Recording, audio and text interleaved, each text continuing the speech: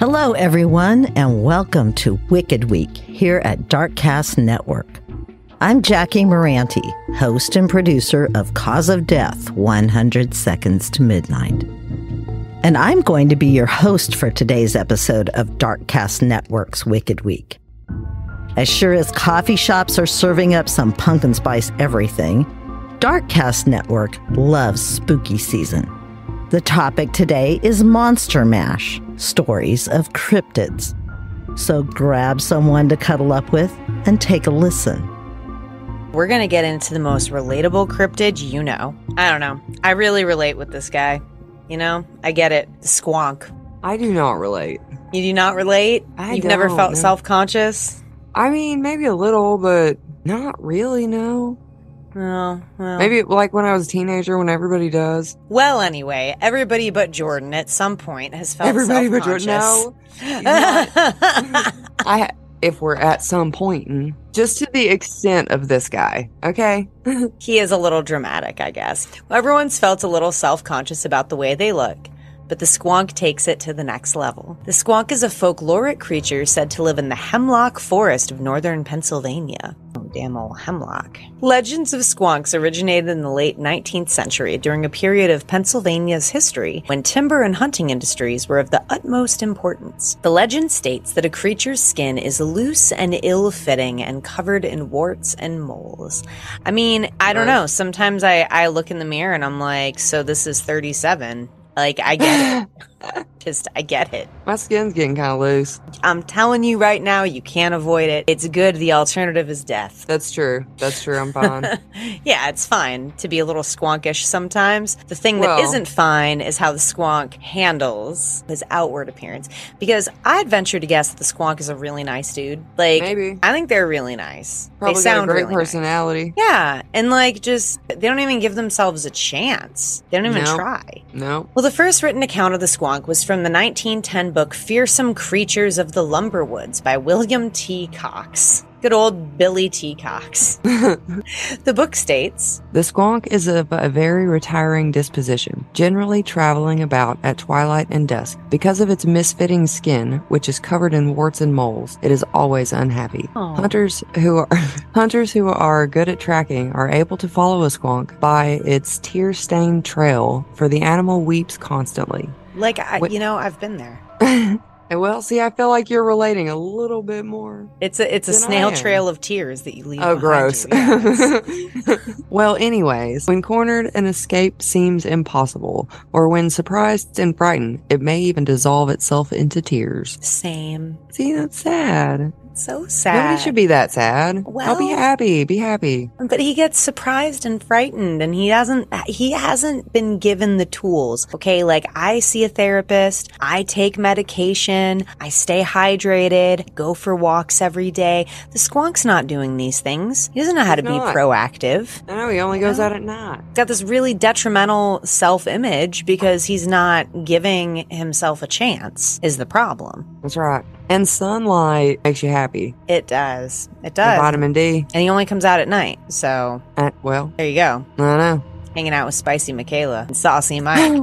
And all the other nocturnal critters. That's right. I guess they don't really need sunlight, huh? I guess not. They're nocturnal critters. Like me. Wow. They need the moonlight. Later retellings elaborate a little more, saying that squonks traveled slowest or not at all on moonlit nights to avoid catching a glimpse of their ugly reflection illuminated in a body of water. Those poor things. You shouldn't feel so bad about yourself. Be proud of who you are. Right? Like I might see myself and then I'll fucking die because I'll just melt into my own tears. Like, come on, guys. Find some therapy. Talk it out. Take an inventory of, like, the people and squonks who love you. Right? What about them? What about them? If you're a squonk out there and you're listening to this and you're, like, afraid, write us. creepytapas@gmail.com. Let us know. Reach out. We'd love to hear from you. We'll tell you you're pretty. Yeah, you're beautiful. Hunters looking to catch one of these guys supposedly have their best shot on frosty moonlit nights, although it's probably not super difficult since most accounts describe them as slow and kind of dumb. Bum bum. Oh. These poor little guys. And despite them being kind of slow and kind of dumb and kind of ugly and warty and, sloppy, they're notoriously difficult to claim as a hunting prize. So they're hard to catch. Multiple accounts, however, tell of individuals who have successfully caught one, and then they check their sacks later, their little squonk kidnapping sack, They find out that the squonk cried so hard that it blubbered itself into a puddle. It cried itself to damn old just wetness. Yeah, okay, and I don't imagine that it comes back from that. No, I think that's it. But essentially sacrifices itself whenever it gets scared. It's like, fuck it, I'm done. And cries till it dies. Oh, and then you can't prove that you had it. No, because you just have a wet-ass sack. Wow, that's sad. Out of context, that is such a weird thing. If someone ever brings you just a wet sack, you know what it was. It was a squonk. It surely was. It was a squonk. Well, if you feel like celebrating these ugly, depressed little creatures, you can. Every August in Johnstown, Pennsylvania, there is a big festival to honor the squonk. Squonkapalooza is an all-ages festival celebrating the squonk and other creatures of Appalachian folklore and cryptozoology. That's pretty rad. That poor little guy. Oh. I know, I just kind of feel bad for him. I know, me too. I love him so much, though. Yeah, I want to check in on him. I really want to go, find all the squonks and just be like, hey, friend. I know, don't be so sad. Don't be so self-conscious. Guys. All you squonks look the same. Yeah. It's not like one of you's prettier than the other. Whatever. Band together. That's right. I'm sure in a group they are formidable. See? I mean, there's power in numbers. Come on, guys. There surely is, yes. And, if you're a human listening to this, don't go get a squonk kidnapping sack. That's horrible. Don't put a squonk in it. If you see one, if you're lucky enough to see one, just document that you saw it, observe it from afar, tell it it's beautiful. Yeah. Go up to it and be like, hey, sexy, can I get you a drink? What up? What you doing later? I really like your style. Maybe not that. And the squonk is like, yeah. You want to watch Netflix in my place later? I don't know. He'd probably just start crying. Well, you're not going to watch anything sad with him. You got to watch, a comedy. Okay. Well, he experiences emotions very deeply and passionately. So I feel like the squonk would actually be a great lover. Oh Maybe my God. The best out of all the cryptids. You have went way off base with this. Well, I'm just saying that he feels emotions very deeply. I'm not saying sex, you creep. I mean a paramour, a partner, somebody who you could... You're the one who just made it sex. I'm not talking about fucking a squonk. I'm talking about having one as a partner. They love so deeply. They'd take good care of your feelings and your heart because they're so sensitive themselves. They would have that empathy. They'd be like, well, I don't want to hurt your feelings because you might, cry yourself into a puddle. I understand what you're saying. Yeah. However, the original phrasing, by calling them a lover. Oh, sorry, I thought we weren't doing phrasing anymore. Oh, no, phrasing. Hi, I'm Alana. I'm Kelsey. And we're from Castles and Cryptids. And today I'm going to tell Kelsey all about the Scottish cryptid called the Knucklavee. Very excited. I have to say this is one of my favorite cryptids I've ever come across. It just is super metal looking. It's really cool and creepy. It's from I think it's called Orcadian folklore, which means it's from the Orkneys, which is the Orkneys are islands off the northern coast of Scotland. So it's in these remote islands, but it lives in the salt water, the cold Atlantic salt water. And its name is said to mean devil of the sea. Yeah, gross. That's kind of cool. And this devil of the sea is a later corruption of the Orcadian name. I think it's Knucklavee, just by how it's spelled. But it's with a G instead of this one, which looks more like knuckle. Right, knuckle. Yeah, I can see why it would involve knuckles. It's very creepy. I don't. Yes. So I will describe it in just a moment for you guys to get a good picture. In summer months, it's kept at bay, like literally, by this goddess known as Mither of the Sea. So like Mother of the Sea.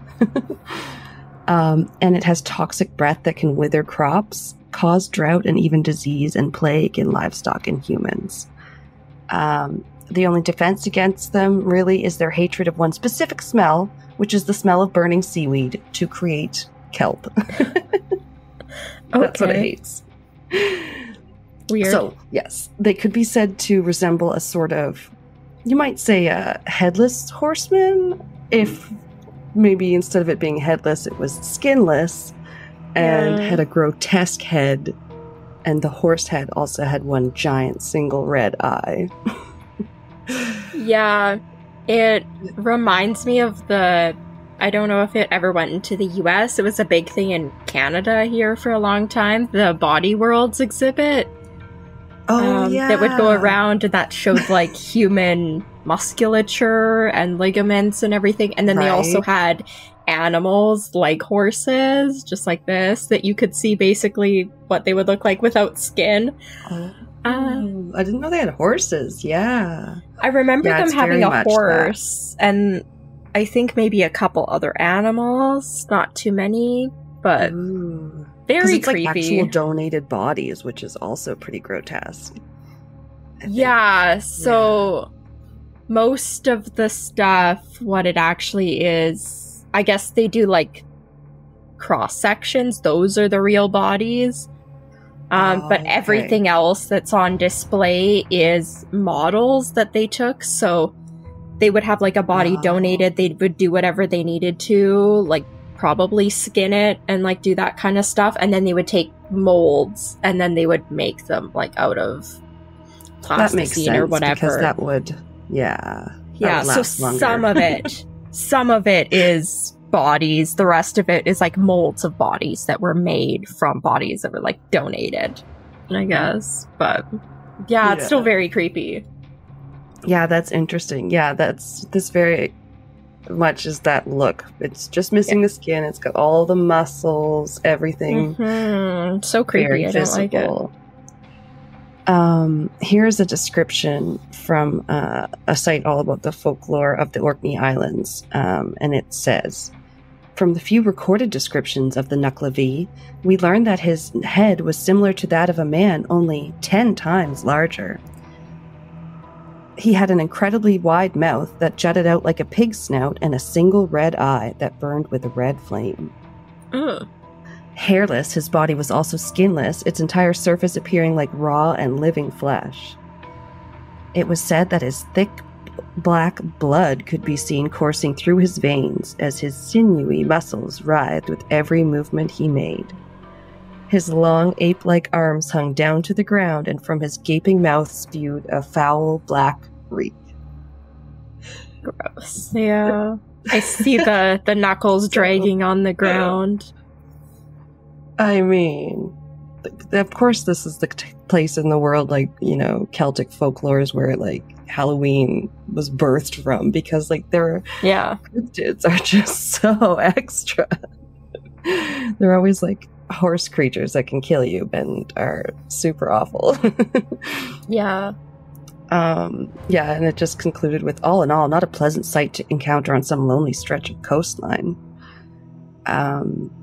So yeah, if it's not clear, the creature is like merged at the point of its joining, like sort of a sinister Siamese twin. I don't know. I didn't notice that at first. I thought it did have legs and still looked like a person with long arms sitting on a horse, but I realized after, no, he doesn't have legs. He's just a torso with arms and a head on the back of a horse.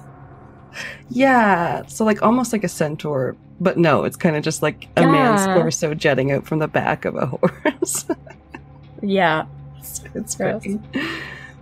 Some sources says he's a large head on 2 small arms. I don't know if that means he has no torso, but that sounds even worse. The only thing they hate really is that seaweed. That's the one thing you can do to kind of get rid of them.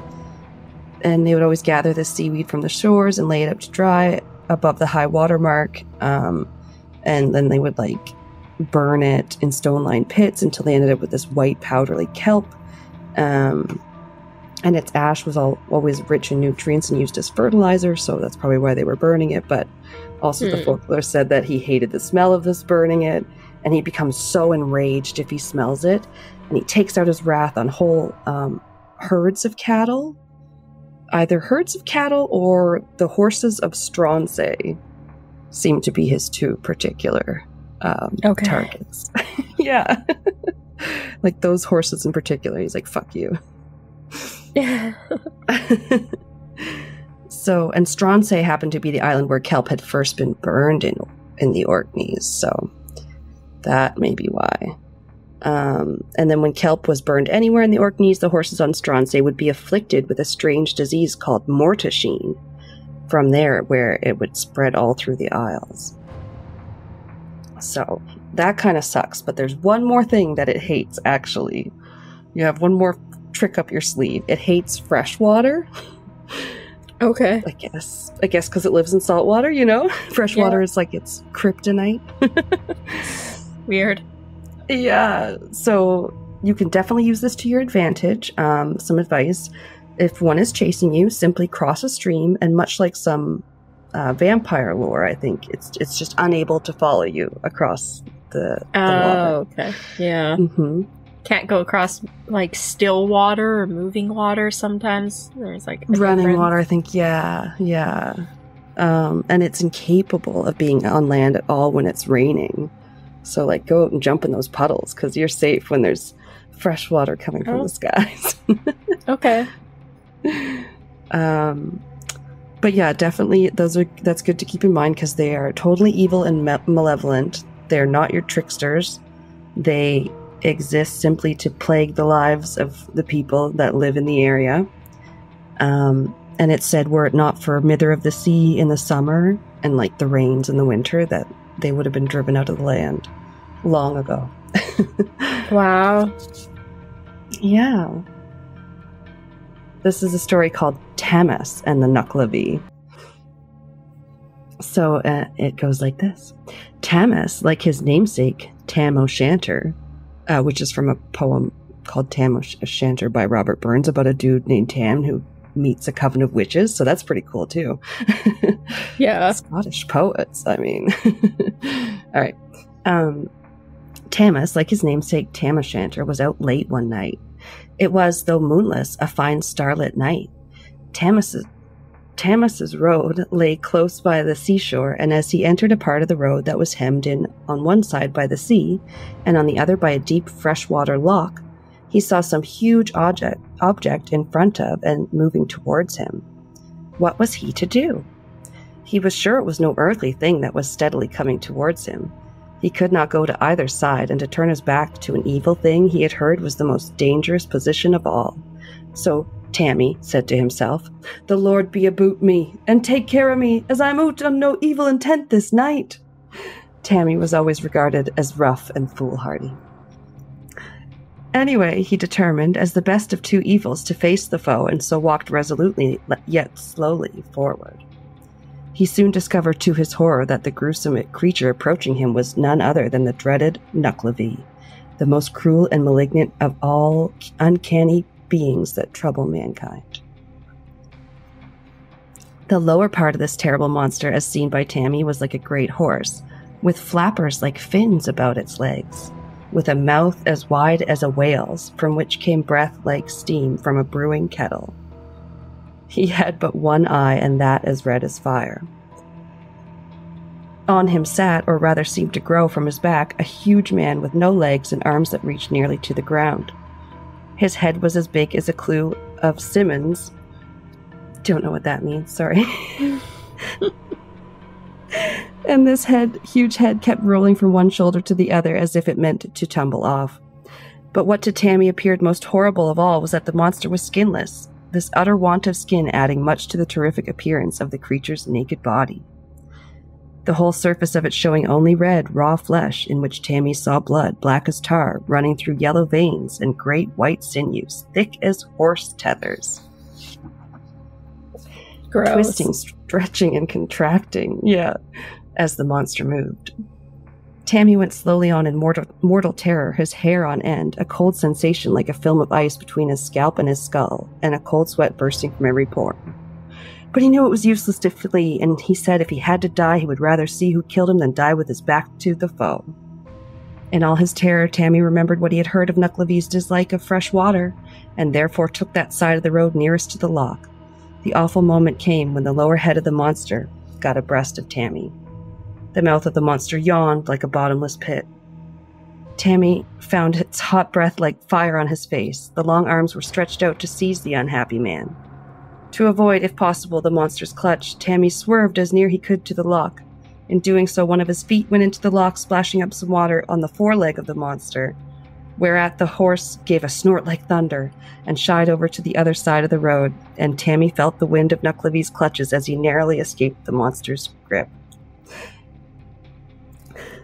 Tammy saw his opportunity and ran with all his might, and sore need had he to run, for Nuclevy had turned and was galloping after him, and bellowing with a sound like the roaring of the sea.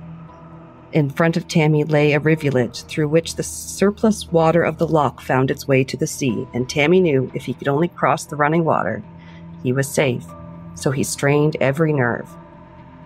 As he reached the near bank, another clutch was made at him by the long arms. Tammy made a desperate spring and reached the other side, leaving his bonnet in the monster's clutches. Nuclevy gave a wild, unearthly yell of disappointed rage as Tammy fell senseless on the safe side of the water. And that was the tale of Tavis and the Nuclevy. Narrow escape there, right at the end. Oh, narrowly escaped the Nuclevy. Yeah. Be shitting my pants. Yeah, it looks really creepy. I don't like it. Yeah. It's definitely worthy of the Castles and Cryptids name. Yes, for sure. All right, and hopefully worthy of this lovely Halloween episode. So, I'll catch you next time. Keep it cryptic. Yeah, thanks for listening. Bye. Halloween, it's right around the corner, and by that I mean tomorrow. Spooky friend, I'm Keely, the host of Misty Mysteries podcast. It's a podcast that covers both true crime and paranormal topics, focusing on historical and unsolved crimes. And today, on Halloween Eve, I am helping fill this monster-filled episode with the California creature, the Fresno Nightcrawler. Jumping back to November 5th, 2007, a man named Jose had just had an awful experience with people stealing items from his property.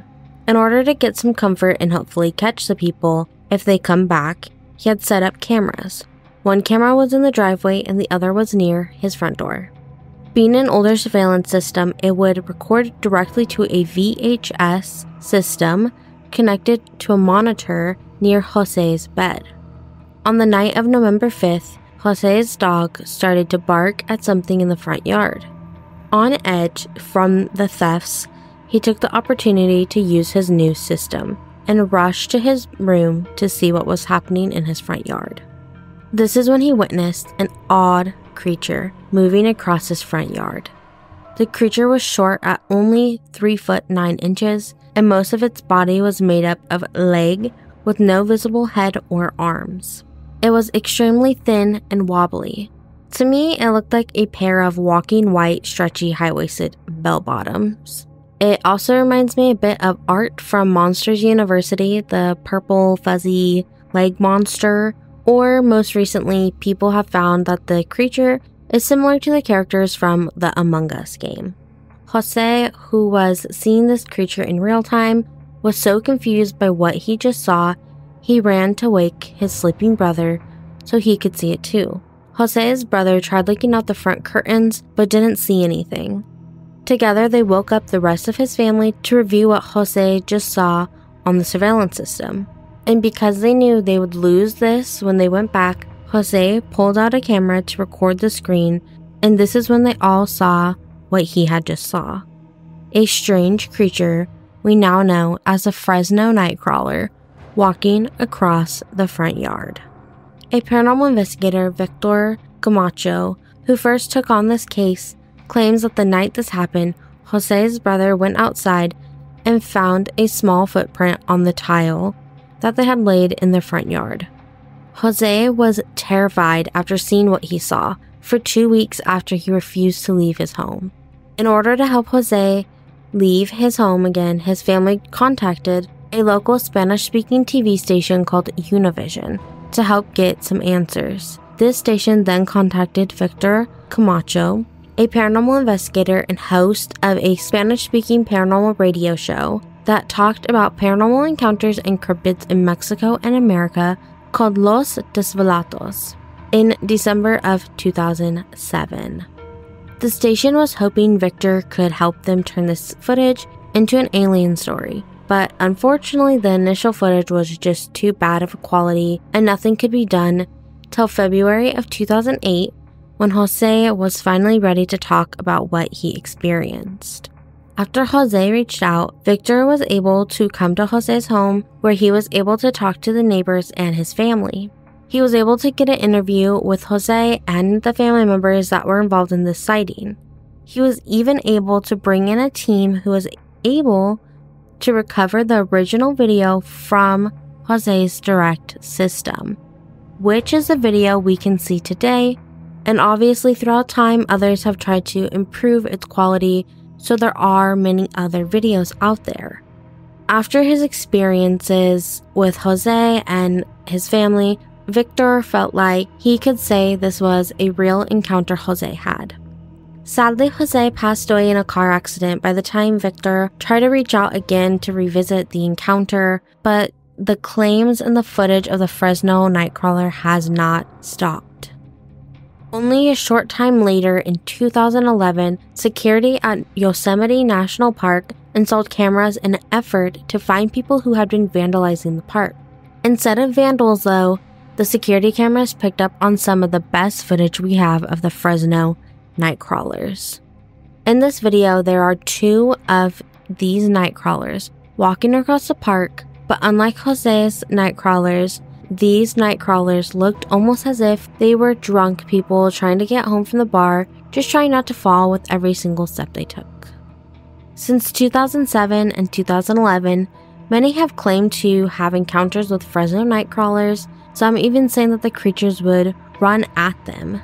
In 2017, a man in Poland claimed to have an encounter with the Nightcrawler, and in 2020, a couple in Billings, Montana released footage from their home's camera, but these claims don't seem to be as valid as the original 2 videos, and they are often ignored by fans of the Fresno Nightcrawlers.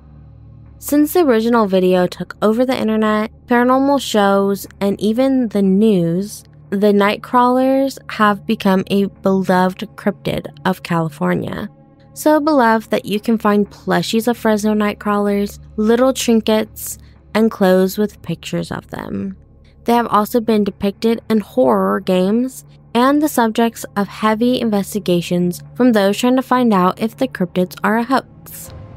Before I leave you to hear about other creepy monsters, just a few things people believe the Fresno Nightcrawler may be is a new species of primates, deers standing on their 2 hoofs, actual pants on a wire, a bird like a crane just walking, a person walking in big pants and a stilt.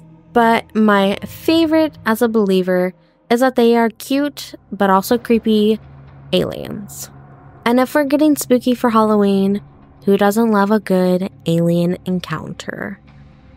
Sup, creeps. This is Noelle, the resident weirdo Wisconsinite of Creepy Confidential. I open case files on my favorite cryptids, cults, conspiracies, and other worldly creepy. Join me today as I take you on a journey of one of the most famous and sometimes feared cryptids of the world. Mothman. November 16th, 1966, Point Pleasant, West Virginia. Roger and Linda Scarberry and Steve and Mary Millette are out cruising in Roger's black 1957 Chevy to a location known as the TNT area. This area is a local hangout spot and a place known for people to drag race and show off their cars. The 2 couples are driving along next to the North Power Plant when all of a sudden they notice 2 bright, glowing red eyes that reflect in the car's headlights. It was then that they noticed these glowing red orbs belonged to a creature. A tall, winged, man-like humanoid creature appears to be moving around the side of the building. The creature appears to be wobbling but not running around the building's perimeter. Linda would later describe the body as 6 to 7 feet tall, half man, half creature, with muscular legs. The creature also appeared to have large wings tucked behind its back. Frightened, they take off towards Route 62. Linda shouting from the back to hurry. Roger accelerates around the bend. They all look up just in time to see the winged creature by a large billboard as it spreads its wings and takes off straight into the air. Completely terrified, they are all screaming at each other, "Faster, faster!" As they see the creature come into focus, swooping and swaying through the back window behind the roaring Chevy as they accelerate down the dirt road. They accelerate to speeds of over 100 miles per hour, and they could not outrun it. They hear the sound of wings scraping on the metal as they drive as fast as they can down the dirt road. Mary would later state she could hear sounds resembling a mouse squeaking during the encounter. Eventually, they sped away from this creature as they reached the end of Point Pleasant. Suddenly, the creature disappears into a field as they flee into town.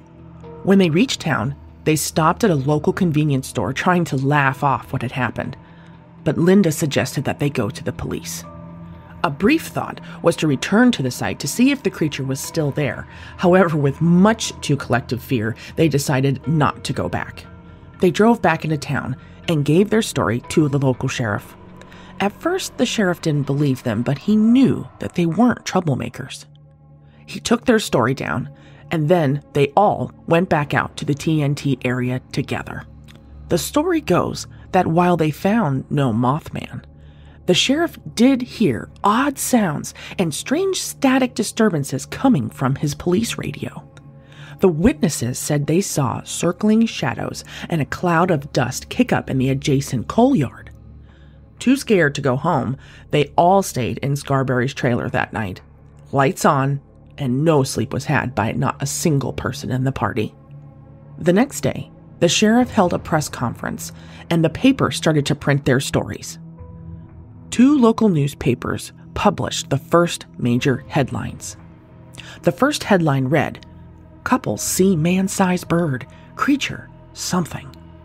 While another local headline read, "Winged, red-eyed thing chases point couples across countryside." The publication would become the start of one of West Virginia's most well-known cryptids. In fact, one of the most recognizable cryptids of the United States, Mothman. What's wild is this incredible instance with the racing 57 Chevy is not the first sighting of the famous Mothman. 3 days earlier, on November 12th, 1966, in Clendenin, West Virginia, near the Elk River Trail, Kenneth Duncan was digging a grave for his father-in-law with 4 other individuals. While digging, they spotted something strange. Glancing up from their work, they noticed something huge soaring over their heads. A human-like figure flew out of some surrounding woods and glided over their heads. We need to discuss this TNT area in Point Pleasant, West Virginia. The area was originally used for making ammunition during World War II. By the 60s, it was just an abandoned area. However, these contaminants were seeping into the ground. Not only that, but an abandoned power plant was also nearby. Additionally noteworthy is that in 1979, the wildlife area fishermen reported red water seepage at the site of the residual contaminants from the TNT and DNT areas. Could it be that this once toxic area became abandoned and then fueled by the energy produced by a local power plant could have created this creature? Time marched forward from the initial sighting. November 15th, 1967, tragedy strikes again in Point Pleasant. the Silver Bridge collapsed under the weight of rush hour traffic going over the Ohio River. 46 people died that day, and 2 people were never found. The collapse was caused by the failure of a single eye-bar in the suspension chain. Some say on the fateful day, Mothman was spotted nearby. The speculation is that he was either a harbinger of impending death or that he caused the collapse. Also, something to note was on that day prior to the incident, paranormal activity apparently spiked. Potential UFO sightings and an individual now known as Indrid Cold, aka the Smiling Man, appeared for the first time in noted history. Poltergeists and bizarre light phenomenon also happened right before the bridge collapsed.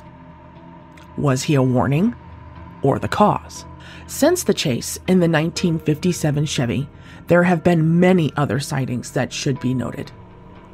He has been spotted before Chernobyl, the 9/11 tragedy, the interstate bridge collapse in Minnesota, and before the swine flu outbreak in Mexico. Next time you are exploring the wondrous woods of West Virginia, if you see a pair of glowing red eyes in the forests, it might just be the great Mothman. Hi guys, I'm Courtney, host of the Book of the Dead podcast, a true crime podcast that focuses on lesser known crimes. Today I have for you a different story, a legend that has endured in New Jersey for hundreds of years. A story that some believe is pure fact and others believe is pure fiction. This is the story of the Jersey Devil. According to legend, in 1735, a Pines resident known as Mother Leeds found herself pregnant for the 13th time. The Leeds family was not a wealthy family, exacerbated by the fact that Mother Leeds' husband was a known alcoholic and drank the family's money away. Pushed to the point of exasperation to be found pregnant again, she cursed this child to the heavens, proclaiming, "Let this one be a devil." Mother Leeds would soon forget about the curse she placed upon her child, but the powers that be did not. Mother Leeds finally went into labor a few months later on a very, very stormy night with tumultuous weather. Her children and her husband secluded themselves in a separate room, giving her privacy as she labored with her midwives. According to legend, the birth went smoothly and she delivered a happy, healthy baby. But things would not stay like that.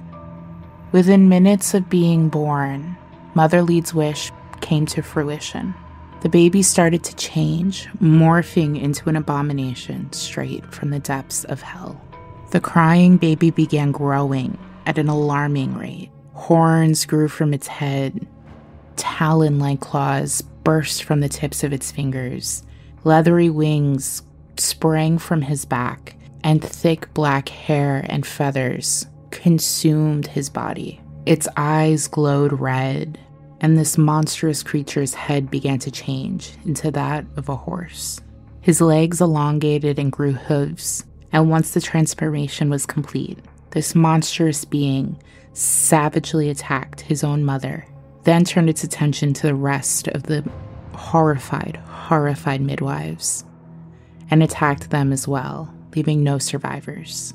The monster burst through the door of the next room where its own father and siblings were, and to their horror it attacked them as well, maiming some, killing others, before letting out a terrifying cry and flying up into the chimney. It destroyed everything in its wake, leaving a pile of destruction. It destroyed everything in its wake as it made its escape, terrifying the residents of the Pine Barren that managed to escape. To this day, the creature that has gone by different names over the years, such as the Leeds Devil and the Jersey Devil, claims the Pine Barrens as its own and terrorizes anybody who is unfortunate enough to cross its path. Since the 18th century, residents have reported unearthly wails emanating from the forests and bogs, and how their farm animals would be left slaughtered in the morning with no apparent cause. Some say the Jersey Devil's reach is even farther than the Pine Barrens, with reports of attacks in Camden and Philadelphia. And even as recently as the 1900s, residents from all over have reported seeing this terrifying creature, with it allegedly going on a rampage in January of 1909. But since that rampage, no one has reported seeing it since, at least not to that degree. But the tale of the Jersey Devil has spread beyond the Pine Barrens and has been embraced by all of New Jersey as the stuff of legend. Some say that the Jersey Devil is very, very real and very dangerous, and there have been reports over the years of encounters with the devil. Some say that they have found strange tracks in the sandy soil of the Pine Barrens. Some say that they are the footprints of a strange bird, or possibly that of a horse that walks on two legs. And every once in a while there will be a report of a sighting of the Jersey Devil. Some say now that it has the body of a kangaroo, the head of a dog, the face of a horse, massive leathery wings, deer-like antlers, and a reptilian tail with intimidating claws. But whether or not these reports are true doesn't matter, because if the devil is real, one thing is for certain.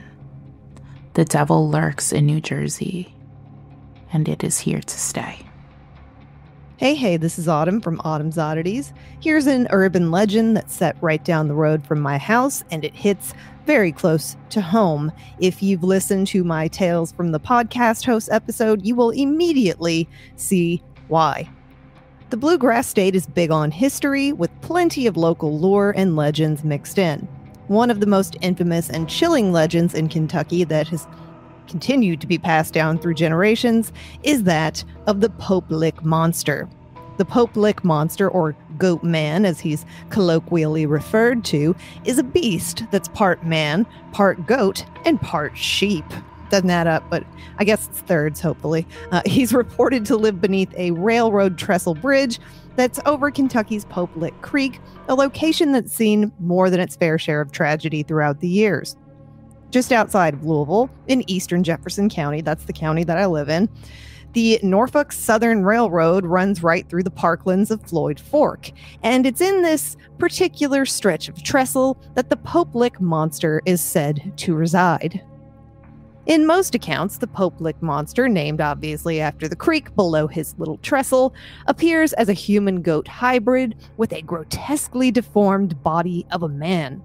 It has powerful fur-covered goat legs, an alabaster-skinned face with an aquiline nose and wide-set eyes. Short, sharp horns protrude from its forehead, nestled in some long, greasy hair that matches the color of the fur on the legs because fashion. It's called fashion, Brandon. Look it up. Numerous urban legends exist about the creature's origins and the method it employs to claim its victims. According to some accounts, the creature uses hypnosis or voice mimicry, I hate that, to lure trespassers to the trestle to their death by oncoming train. Other stories claim the monster jumps down from the trestle and onto the roofs of passing cars. Please don't. Don't involve property. Leave that out of it. Yet other legends tell that it attacks its victims with a blood-stained axe. I haven't heard that one, actually. That was a new one for me. It's also been said that the very sight of the creature is so unsettling that those who see it while walking across the high trestle, they just go ahead and they jump right off. They're like, well, I've seen that, and now I gotta go. I just gotta jump right off this bridge. Other legends explain the creature's origins, including that it is indeed a human-goat hybrid. It was a circus freak, allegedly, who vowed revenge after being mistreated. In another version, the creature escaped after a train derailed on the trestle. This version actually links the Pope Lick Monster to the legend of the ghost train, which has also been sighted on the trestle. Another version claims that the monster is really the twisted reincarnation of a farmer who sacrificed goats in exchange for satanic powers. And I was going to say that's like one of the all-time greatest backfires. You're like, I want some power, like some sweet, sweet power. And the devil's like, sure, I'll make you powerful, but you got to be a goat, man. Like, damn it, I should have been more specific with my wish. The Pope Lick monster is believed by most to exist in the realm of myth and legend. I personally know several people who have had encounters with it. I have not myself, but I also am not going to go down and like call it out on its own trestle. That's disrespectful, and I would understand whatever reaction it had. The infamous Pope Lick train trestle has become a favorite spot for kids. It's very unfortunate, especially those conducting bravery tests when someone dares them to climb the trestle. And this has not always ended well, as you can imagine. There's a misconception that the Pope Lick trestle is abandoned and no longer in use, when in reality, the bridge carries a major rail artery into Louisville. Heavy freight trains cross the bridge several times a day, making it far too easy for someone to get caught atop it while an oncoming train barrels down. Several people have died on or near the train trestle at Pope Creek in pursuit of the Pope Lick monster legend. In 1988, 17-year-old Jack J.C. Charles Baum II was hit and killed by a train, and another young man was injured while trying to cross the trestle. In 1994, a man was killed by a train after his ATV overturned on the trestle, trapping him on the track. In 2000, a 19-year-old fell to his death after encountering a train. And on April 23rd, 2016, a 26-year-old tourist named Raquel, she was from Ohio, died after being hit by a train while searching for the monster. And her boyfriend survived by hanging on the side of a trestle. And if that wasn't true, I would be like, that's a movie that's like gone too far. On May 26, 2019, Savannah Bright was pronounced dead at the scene after she and another teenage girl were on the tracks near the Pope Lick trestle. Her unidentified companion was taken to University of Louisville Hospital. The monster was the subject of a 1988 film by Louisville filmmaker Ron Schildknecht called The Legend of the Pope Lick Monster. The 16-minute, $6,000 film, it's a decent budget, premiered on December 29, 1988. Most of the film was shot at the Pope Lick trestle, but scenes showing characters up on the trestle were shot on another location where trains weren't coming through all the time and where you weren't like high up in the air and have to hang off the side of a bridge to escape a train. Norfolk Southern Railway, or Norfolk, I don't really know how you say it. Officials, I don't really care. Again, listen to Tales from the Podcast episode. I don't like this railway for a reason. They say they were very upset about the film as they thought it would encourage dark tourists to visit the trestles. They found one scene in particular very misleading and dangerous. In the scene, the main character, a high school student, narrowly escapes an approaching train by hanging off the side of the trestle. In reality, you have to be pretty freaking strong to hang on for the 5 to 7 minutes it takes for a long train to clear the 772-foot or 235-meter trestle. The tourist boyfriend from Ohio, he was able to do it, but I don't know. He must have been pretty freaking strong, or the adrenaline was really going.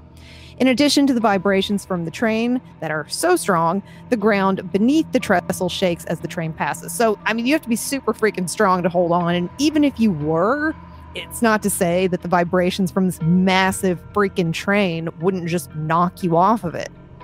If you live nearby, like I do, don't be tempted to see the Goat Man for yourself. Norfolk Southern Railway has urged citizens not to climb the trestle, threatening trespassers with the rest. But if you really want to see if he's real, the safest option is to just drive under the bridge. You know, if you don't care about your car getting a dent in it. There's a street that runs right underneath it, and many eyewitnesses have claimed that the monster has jumped on their car or chased them away.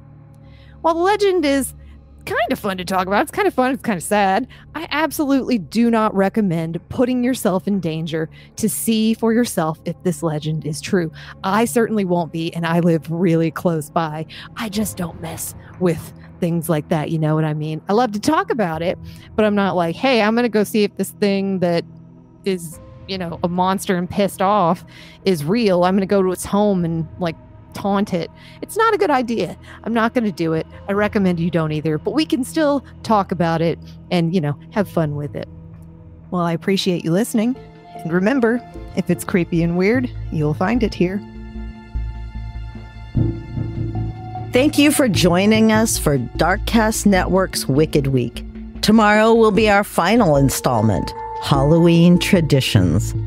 I'm Jackie Moranti from Cause of Death 100 Seconds to Midnight, a Darkcast Network production. Darkcast Network, the best of dark indie podcasts.